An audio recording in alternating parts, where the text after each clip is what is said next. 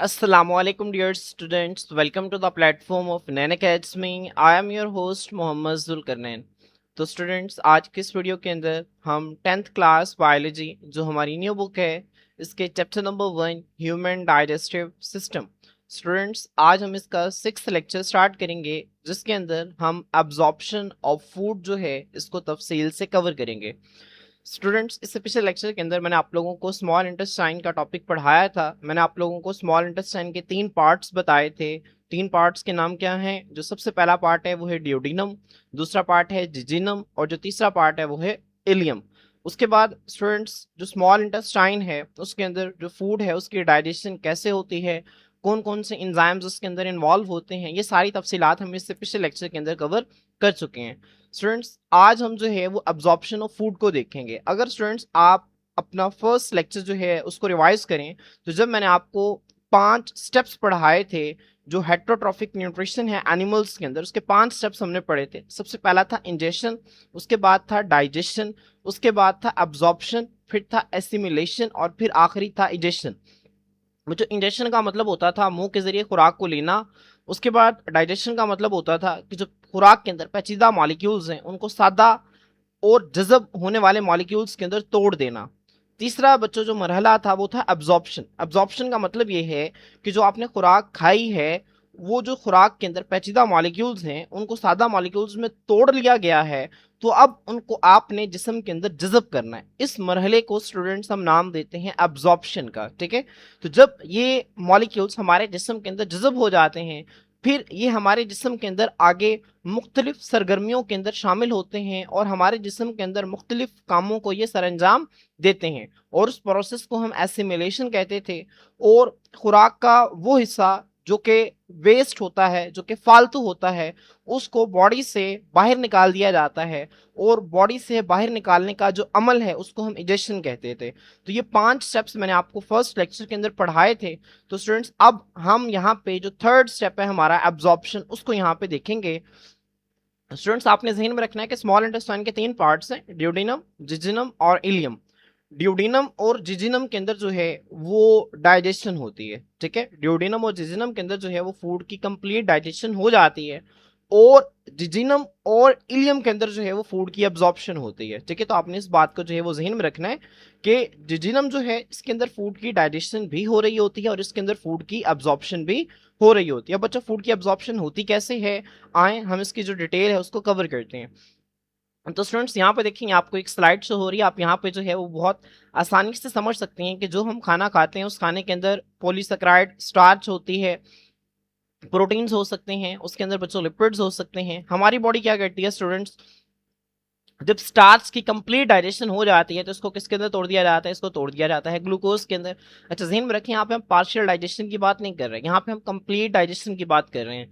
याद करें जब हमने ओरल कैविटी के अंदर स्टार्च की पार्शियल डाइजेशन पढ़ी थी तो वहां पे हमने स्टार्च को माल्टोज के अंदर तोड़ा था, ग्लूकोज के अंदर नहीं तोड़ा था। ठीक है, तो माल्टोज जो है वो आगे फर्दर ब्रेक डाउन हो सकता है ग्लूकोज के अंदर। इसी वजह से हमने कहा था कि जो स्टार्च है ओरल कैविटी के अंदर उसकी पार्शियल केमिकल डाइजेशन होती है। अगर आपको ये पॉइंट याद हो तो मैंने आपको ये पॉइंट बताया था। तो स्टूडेंट्स यहाँ पे हम कंप्लीट डाइजेशन की बात कर रहे हैं, तो स्टार्च की जब कंप्लीट डाइजेशन हो जाएगी तो इससे ग्लूकोज बन जाएगा। इस तरह बच्चों जब प्रोटीन्स की कंप्लीट डाइजेशन हो जाएगी तो इससे क्या बन जाएंगे? इससे बन जाएंगे अमाइनो एसिड्स। और जब लिपिड्स की कंप्लीट डाइजेशन हो जाएगी स्टूडेंट्स तो इससे क्या बन जाएंगे? इससे 2 चीजें बनेंगी, एक बनेंगे फैटी एसिड्स और एक बनेंगे ग्लाइसरोल। बच्चों ये तीनों चीजें जो हैं ये आप अपनी 9th क्लास के अंदर पढ़ चुके हैं। अब बच्चों जब ये तीनों चीजें जो है वो प्रोटीन्स भी, स्टार्च भी और लिपिड्स भी हमारी बॉडी के अंदर इनकी डाइजेशन हो जाती है, सिंपल सब्सटेंसेस के अंदर टूट जाते हैं, तो फिर ये हमारी बॉडी के अंदर एब्जॉर्ब होते हैं। एब्जॉर्ब कैसे होते हैं आए हम इसकी डिटेल जो है इसको देखते हैं। स्टूडेंट्स हमारी बुक के अंदर जो है वो लिखा हुआ है, after the complete digestion of food, खुराक को मुकम्मल तौर पर हजम करने के बाद, मुकम्मल तौर पर सादा जज्म होने वाले मॉलिक्यूल्स में तोड़ने के बाद जो इनके एंड प्रोडक्ट्स हैं, जो फाइनल प्रोडक्ट्स हैं, जिसमें क्या आता है? अमाइनो एसिड्स जो कि प्रोटीन्स के टूटने से बनता है, सिंपल शुगर्स जो कि कार्बोहाइड्रेट्स या पॉलीसेकेराइड्स के टूटने से बनते हैं, ग्लाइसरोल और फैटी एसिड्स जो कि लिपिड्स के टूटने से बनते हैं। बच्चों अब ये वाले जो एंड प्रोडक्ट्स हैं इनको मूव किया जाता है कहाँ से, एलिमेंट्री कैनाल से into the circulatory system. Alimentary canal क्या है बच्चों, इसके मैंने आपको 3 नाम और बताए थे। इसको हम गट भी कहते हैं, इसको हम गैस्ट्रोइंटेस्टाइनल ट्रैक्ट भी कहते हैं, इसको हम डाइजेस्टिव ट्रैक्ट भी कहते हैं। तो बच्चों ये जो खुराक की नाली है जो कि माउथ से स्टार्ट होती है और एनस तक जाती है बच्चों, इसको हम एलिमेंट्री कैनाल का नाम देते हैं। तो एलिमेंट्री कैनाल से अब हमने इन एंड प्रोडक्ट्स को उठाकर सर्कुलेटरी सिस्टम के अंदर डालना है। अब बच्चों सवाल ये है कि ये सर्कुलेटरी सिस्टम क्या होता है, ठीक है, सर्कुलेटरी सिस्टम क्या होता है। तो स्टूडेंट्स ये जो सर्कुलेटरी सिस्टम है हमारी बॉडी के अंदर ये 2 तरह का है। कितने तरह का है, 2 तरह का है। तो आपने इसको एमसीक्यू के तौर पर याद रखना है। सर्कुलेटरी सिस्टम स्टूडेंट्स हमारी बॉडी के अंदर 2 तरह का है। एक को हम कहते हैं ब्लड सर्कुलेटरी सिस्टम और स्टूडेंट्स एक को हम नाम देते हैं लिम्फेटिक सिस्टम का। यहाँ पे देखें बच्चों, ये आपको एक चाइल्ड नजर आ रहा है, यही पिक्चर मैंने आपको फर्स्ट लेक्चर के अंदर भी दिखाई थी। यहाँ पे देखें स्टूडेंट्स, मैंने आपको इसका कॉन्सेप्ट भी समझाया था कि ये दिल है, दिल से जो खून की नालियां निकलती हैं वो सारे जिस्म को खून जो है वो सप्लाई करती हैं, ठीक है। अब बच्चों होता ये है कि इन खून की नालियों में से कुछ चीजें जो है वो बाहर निकल आती हैं।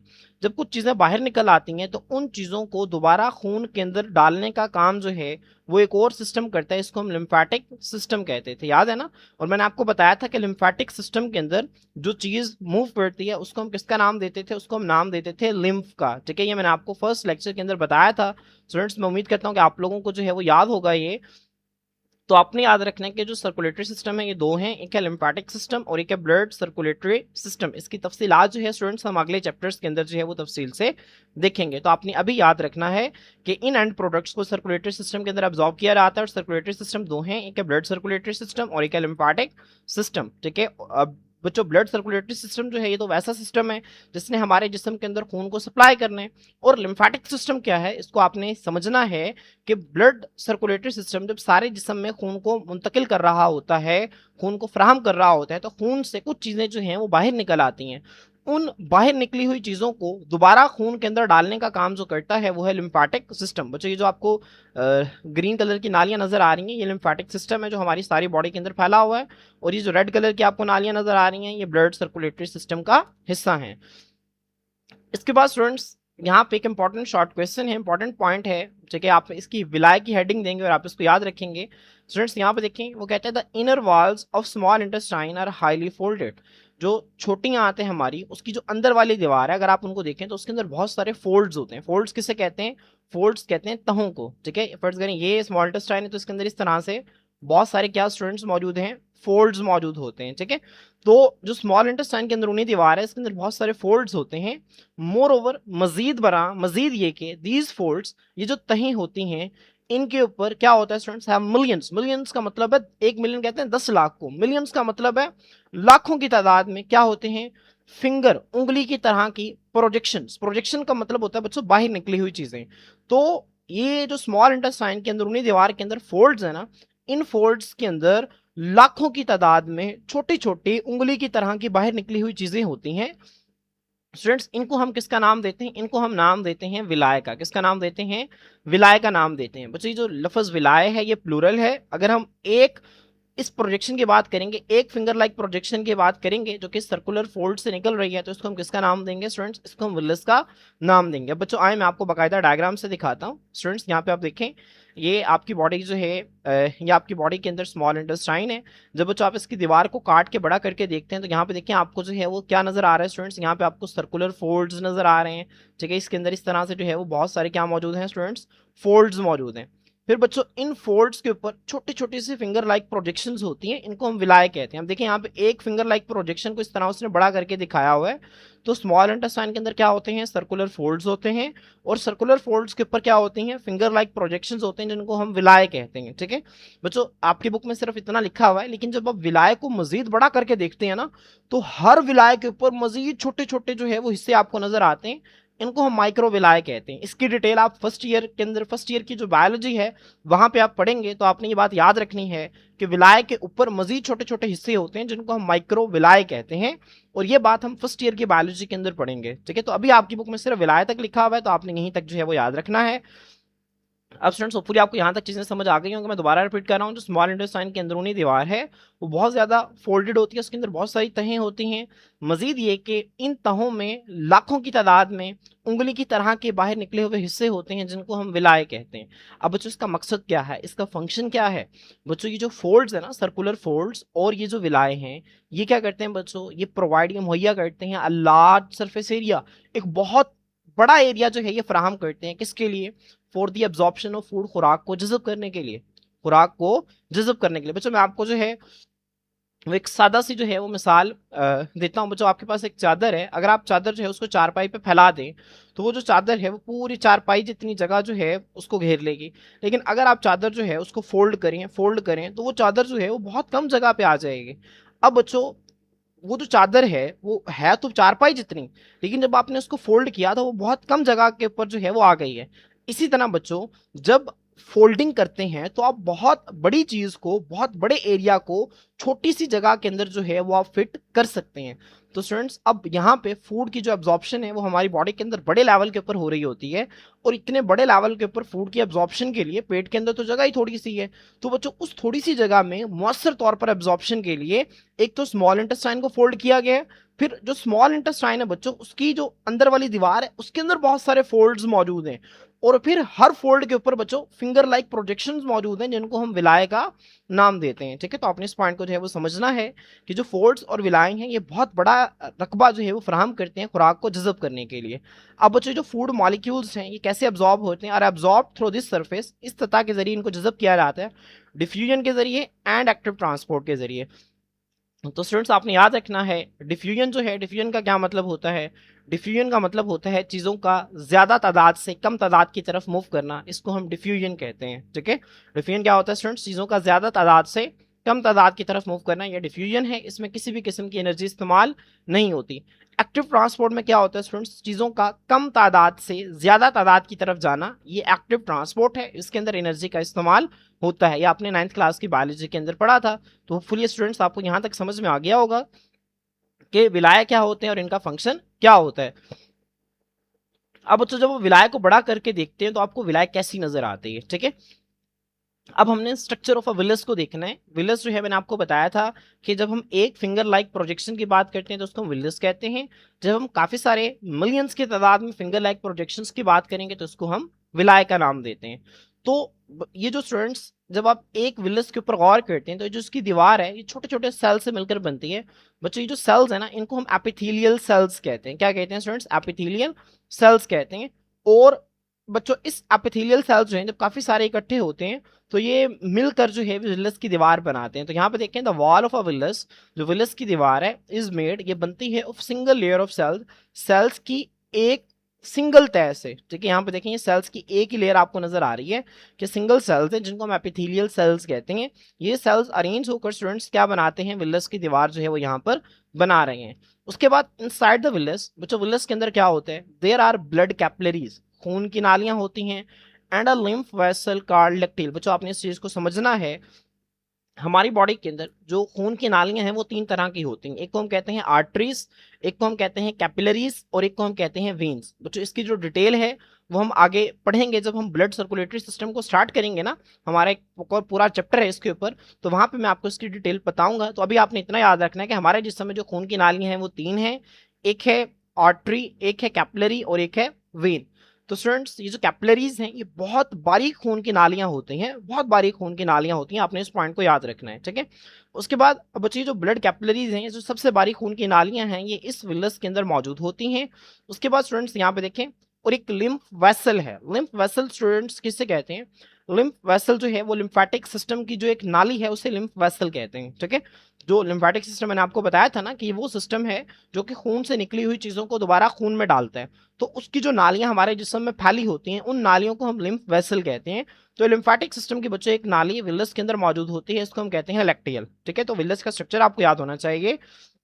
ये सिंगल लेयर ऑफ सेल्स की, सिंगल लेयर ऑफ सेल्स से इसकी दीवार बनती है, और इस दीवार के अंदर ब्लड कैपिलरीज भी होती हैं और एक लिम्फ वेसल होती है, लिम्फेटिक सिस्टम की एक नाली होती है जिसको हम लैक्टियल कहते हैं। ठीक है, तो स्टूडेंट्स आपने ये डायग्राम जो है वो पेपर के अंदर बाकायदा बनानी है, आपको ये डायग्राम बनानी आनी चाहिए, एक इंपॉर्टेंट डायग्राम है। ठीक है, तो आपने इसको जो है वो अच्छी तरह से प्रैक्टिस करनी है और इसको बनाना है। आप जो है वो सिंपल बॉक्सेस बना के इस तरह से बॉक्सेस बना लें, इसके अंदर एक न्यूक्लियस जो है वो ड्रॉ कर लें, तो इस तरह से आप सेल्स की एक पूरी तय बना लेंगे, दरमियान में आप मार्कर के साथ इस तरह से लाइन लगा देंगे, तो ये आपका जो है वो क्या बन जाएगा, लैक्टियल बन जाएगा।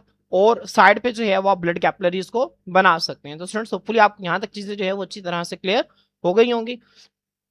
अब स्टूडेंट्स फूड की जो है वो कंप्लीट डाइजेशन हो जाती है, तो मैंने आपको बताया कि जो उसके एंड प्रोडक्ट्स हैं वो 3 हैं। कौन कौन से हैं?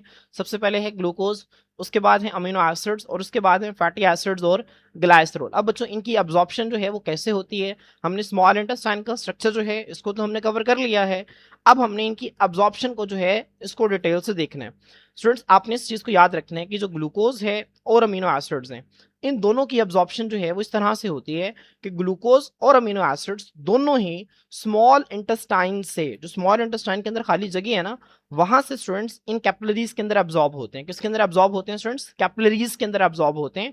तो आपने इस पॉइंट को जो है वो अच्छी तरह से याद रखना है कि ग्लूकोज और अमीनो एसिड्स कैपिलरीज के अंदर यहाँ से अब्जॉर्ब होते हैं। जबकि स्टूडेंट्स ये जो फैटी एसिड्स और ग्लाइसरोल हैं बच्चों, ये कैसे अब्जॉर्ब होते हैं? ये ब्लड कैपिलरीज के अंदर नहीं जाते, बल्कि फैटी एसिड्स और ग्लाइसरोल जो हैं बच्चों, ये जाते हैं इस लैक्टियल के अंदर। किसके अंदर जाते हैं स्टूडेंट्स? लैक्टियल के अंदर। ठीक है, तो याद है मैंने आपको बताया था कि इन एंड प्रोडक्ट्स की एब्जॉर्प्शन जो है वो सर्कुलेटरी सिस्टम में होती है। तो सर्कुलेटरी सिस्टम मैंने आपको 2 बताए थे, ब्लड सर्कुलेटरी सिस्टम और लिम्फेटिक सिस्टम। तो यहाँ पे देखें जो ग्लूकोज और अमाइनो एसिड्स है इनकी एब्जॉर्प्शन हो रही है कैपिलरीज में, तो मतलब इनकी एब्जॉर्प्शन हो रही है ब्लड सर्कुलेटरी सिस्टम में।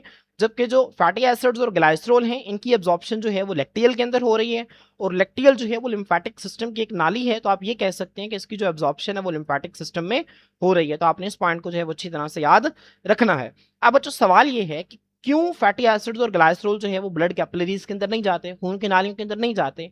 कुदरत ने हमारे जिस्म में इसका एक अलग रास्ता जो है वो क्यों रखा है? बच्चों आपको पता है कि जो लिपिड्स हैं चिकनाई वाली चीजें होती हैं, और चिकनाई वाली चीजें जो हैं वो पानी के अंदर हल नहीं होती। और हमारे खून के अंदर तकरीबन 90% से ज्यादा बच्चों, हमारे खून के अंदर जो है, हमारे खून के ना असल में 2 हिस्से होते हैं, इसको भी हम आगे देखेंगे। एक को हम कहते हैं ब्लड प्लाज्मा और एक को हम कहते हैं ब्लड सेल्स।